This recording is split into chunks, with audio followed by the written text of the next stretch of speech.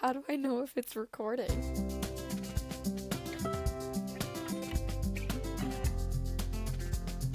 Hello, pretty people. My name is Ken, and I am your host. Welcome to the very first episode of And She Just Kept Talking About It. We have a pumpkin spice candle, and we are drinking a coconut Dr. Pepper. I am so excited to be filming. I cannot express how just thrilled I am to be pouring some love and energy into a project like this. So I wanted to start off by saying that we are going to be trying a combination podcast. So it's going to be audio, but then there's also going to be a video option. And I don't know if I'm going to put the video format on YouTube or not, but we're going to try it out, see what we like. For our very first episode, we are starting off with a doozy. We're going to be talking about being single. I think this episode is going to be a little bit vulnerable, a little bit deep, but I hope it can also be insightful, maybe relatable to some people, and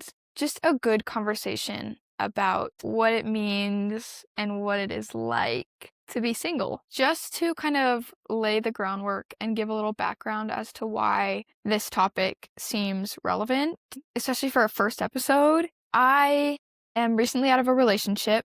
I was in a relationship for about 6 months, and it was wonderful. It was an amazing relationship, an amazing person that I had the chance to date and spend so much time with. We ended up breaking up for a variety of reasons, and I'm not going to share all of them because it is pretty personal, and I want to protect the privacy of the other person involved. But I will say we are still best friends, and there's still so much love for each other.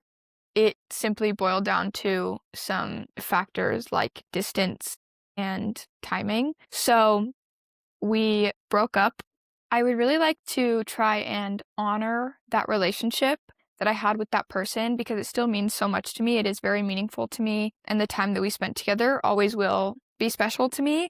So I'm going to try to honor that relationship while I talk about what is happening now moving forward. So for some background, I have been in a relationship since I was 15 years old, and it was not the same relationship with the same person, but I have had 3 what I would call longer term relationships over the last 4 years. I am aware that I will probably receive judgment for this, but I like to say that, like, I know that it's like the default setting to be single, you're by default single. Unfortunately for me, I like to say that my default setting was in a relationship because when I was 15, I got into a long-term relationship, and I think it altered my brain chemistry, and that combined with just some things from my childhood and unresolved, like, self-esteem issues, I continued seeking out long-term relationships. So I am very experienced in being a girlfriend and not at all experienced in being single. So since the breakup, things have been definitely difficult, but that's really normal. I have had some rough periods over the last little while, and it has been very, very painful. It has also kind of cultivated a lot of fear for a lot of different reasons, which is kind of what we're going to talk about today. But I have been so overcome by anxiety and fear after this breakup. That is the emotion that has stood out the most to me, is just anxiety. Obviously, I'm very, very sad, and I've spent the last while being absolutely heartbroken because I have lost not only like a partner, but a friend, and that is really hard. But there's also a sense of existential anxiety inside of me over this breakup. That is exactly what I hope to touch on in this episode and kind of dig deeper into. So I was actually listening to my favorite podcast, Anything Goes by Emma Chamberlain, and she has an episode that's from a while ago. It's called Embracing Being Single, and that episode, I feel like, spoke to me in a way that other, like, breakup messaging, whatever you want to call that, breakup content, has not spoken to me. This episode, she is very vulnerable. She's going through a breakup at this time in her life, and she's talking about being single, and I cannot recommend an episode more, especially if you are fresh out of a relationship or if you've been single for a while now and maybe are uncomfortable with that, I would listen to this episode because it was so good. So one of the first things that she talks about in that podcast episode is why being single is scary or intimidating to her. And almost everything she said, I could relate to in such a deep and personal sense. So I wanted to share my own little list, my own reasons why being single feels scary to me, aside from the fact that it's not what I'm used to. I've obviously been in a long-term relationship, like I said, more than I haven't, if that makes sense. And so the thought of being single is just new to me. It's unknown territory, and I don't want it to be that way, but that is unfortunately the system I've set up for myself. So it's obviously uncomfortable just because it's unknown, but there are some other reasons I think that contribute to why being single is so scary. So the first one is one that is a little bit philosophical, and I have to not think about it too hard, otherwise I dig myself into a hole. But the first one is that life to me feels so short, and we never know when, like, not to get absolutely like cynical, but we never know when things are going to stop. We never know when we're going to die. Okay, I'm just going to say it. We never know when we're going to die or when we're going to be on the edge of death. And I just have this belief that life is so short that I want to make the absolute most of it, and I want to enjoy it to my maximum ability. And this idea that, like, if I find the person that I'm going to spend my life with, if I find the person that I'm supposed to be with, or if I find a person that is good for me, I'm good for them, and we can build something together, I'm going to be happier, and I'm going to be able to look back on my life and be so grateful that I spent it with this person. That if life is so short, I want to enjoy it, and I want to, like I said, get the most out of it. So it can be really scary to think about the fact that life is short and I might not have as much time as we sometimes believe that we do. But I also have to reframe and think about the fact that I am so young. Something that my best friend said to me the other day, kind of in the midst of the breakup, was like, you have so much life ahead of you. Life can feel so short, but it can also feel so big and beautiful and long. And that really stuck with me because I am so young and I have so much life ahead of me. And when I'm choosing the person that I want to spend that life with, spend that time with, or even the people that I want in my life for a long period of time, I want to know that I've made a good decision. And I feel like the only way that is possible is if you experience a lot of different people, or, if you're sure of what you want. So that's fear number one, is that life is too short to waste it like dating around and doing things like that, which I don't think is true, but that is a fear of mine. The second one is that being single means starting all over again. It means, getting back out there into the dating pool eventually.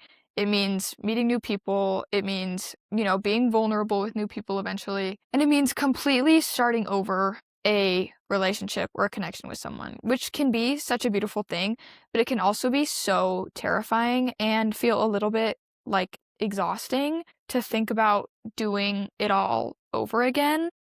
I hope to be able to reframe this mindset and just be so excited for that opportunity and that possibility, but it can be scary to think about starting from scratch, from zero, with someone who, who knows if it's going to work out, who knows if you're going to be together for a long period of time or not, but you have to start over, and that is really intimidating to me. The next one kind of goes back to the fact that I haven't been single like almost ever. This sounds so terrible and is not attractive or cute or good at all, but I feel that I have no sense of self without a boyfriend. And that sounds really dramatic, but it is a little bit true, because I have had a boyfriend in all of the developmental, like, teenage years. You know what I mean? All of these developmentally large milestones that I have hit over the last couple years, whether it be like, the age I am or the experiences I'm having, I have lived through those things with a boyfriend. And obviously not the same boyfriend, but I have had a boyfriend, and that has been a core part of my identity for a long time, I think. So that is a really hard thing to realize about yourself, to realize that, like, a lot of the way you see yourself comes from the way you are seen by a partner. But it is the reality for me, unfortunately. And so that is scary. That is scary to be single and not really know who I am without a boyfriend. I was talking to my therapist and I said something kind of shallow and silly. I told her that I feel like I look prettier in a photo if I have a boyfriend next to me. Something about that is validating to me, which is absolutely terrible. And the fact that I'm telling you guys this is huge for me. That is really vulnerable and personal, but it is true. I have some insecurities that I'm obviously coming face to face with now, and that happens to be one of them. So yeah, I am going to have to find my identity without a boyfriend there to help me or to gratify that in me. So the next one is that I am uncomfortable being alone. Like, whether it be with a boyfriend or with friends, like, I feel a lot of discomfort in spending time by myself just because it's not something I'm used to. I don't have a ton of friends. I do have some very good, close, personal friends that I spend a lot of time with, but also when you're in a relationship, you are spending, at least for me, so much time with that person that it feels more natural to just be with someone else than to be alone. And yeah, I am uncomfortable being alone. I have a hard time like figuring out what to think about, what to do when I'm by myself. It just makes me uncomfortable. And I'd like to get over that. I'd like to be comfortable and I'd like to be excited about spending time with myself. So I'm going to try to do more activities that are just a me thing.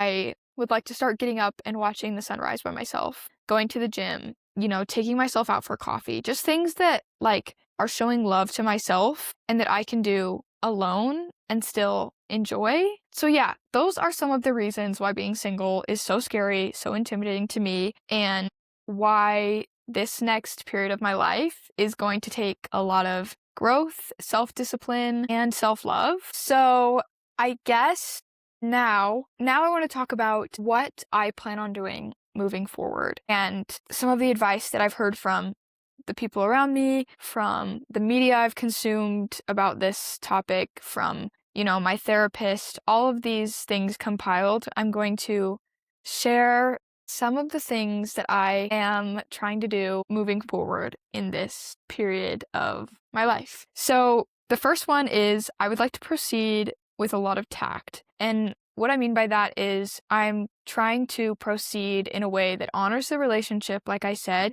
and that is respectful to myself. So I am going to try not to speak negatively about the person because I love this person so very much, so very deeply, and I owe them a lot for the lessons that they taught me and the time that we spent together.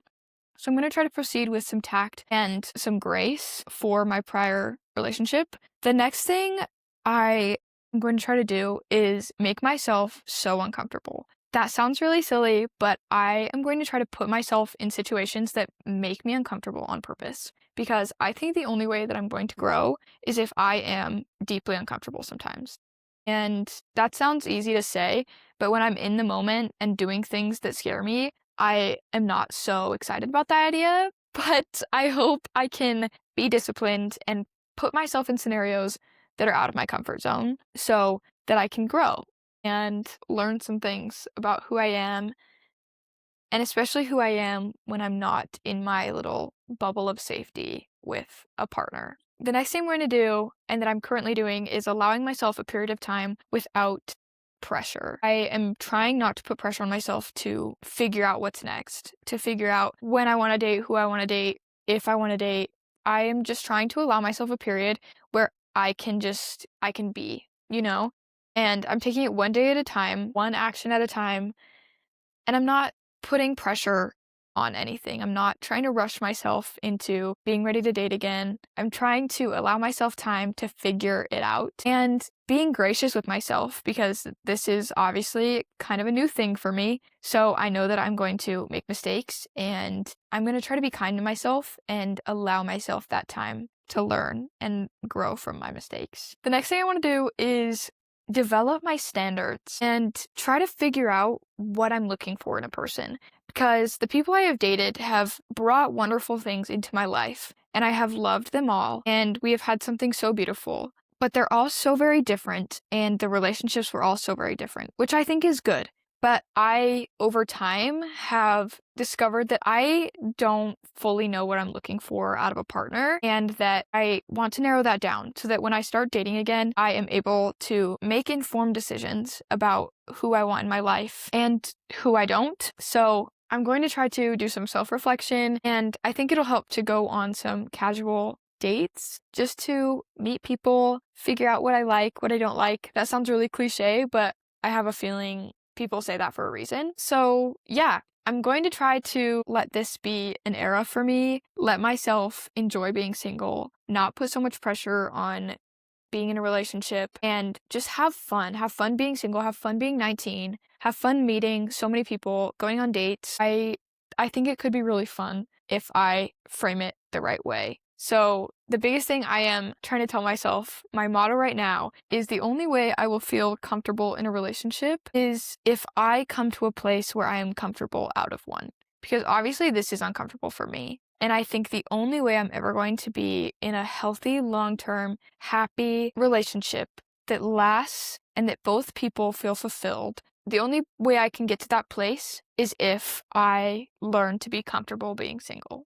Learn to be comfortable without a boyfriend. Learn to be comfortable without a partner, because that will teach me so much about myself, and then I will be so much more prepared. I will have so much more to bring to a future relationship, and it won't be the end of the world for me when things inevitably don't work out with people. Because if you have a strong sense of self and you go through a breakup or you lose someone, it obviously is going to be so hard, so uncomfortable, but I think you will have something to fall back on, and that is yourself. So currently, I feel that I don't have something to fall back on, and I'm trying to build that for myself. So that is my goal in this period of time, in this single era, I guess is what we're calling it. So those are my thoughts on being single. This episode could be totally unrelatable or out of touch, and that's okay. I will find out when it's released. But I hope that there is at least one person out there listening who can relate even in the tiniest bit and know that it's going to be okay, and know that there are other people going through similar things and trying to find themselves, and that you are not behind, and that there's so much love out there to give and to receive. I feel like I'm not incredibly well spoken, and I often jumble words. I deliver my points a little bit out of order. I hope that as I continue doing this podcast, that will improve. I am so grateful for all of you who have listened this far. Thank you so much. I am so excited for this project. All that to say, thank you, and let's keep talking about it.